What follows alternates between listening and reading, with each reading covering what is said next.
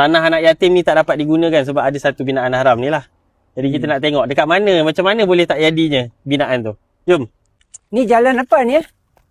Jalan Lukut lah? Jalan Lukut. Jalan Lukut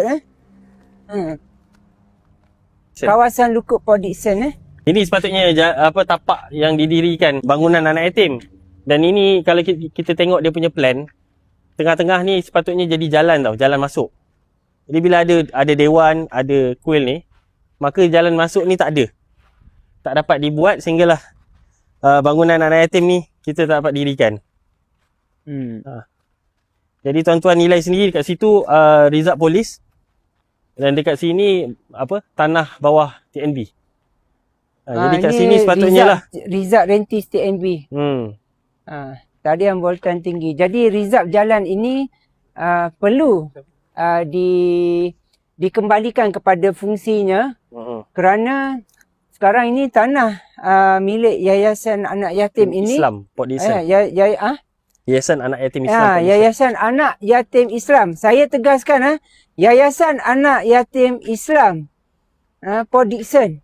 Tanah ini sepatutnya boleh diakses kerana ini adalah rizab jalan.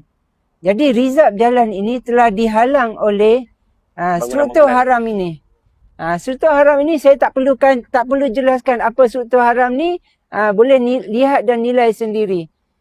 Jadi inilah yang perlu kita bangkitkan kerana ini melibatkan soal undang-undang.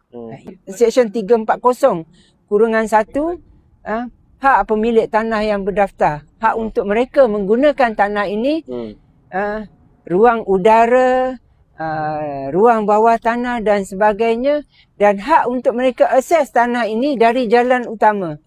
Jadi ini yang sedang berlaku dan ini perkara yang mesti diberi perhatian oleh wakil rakyat kawasan ini, pejabat daerah dan tanah Port Dickson ini. Ini soal kedaulatan undang-undang.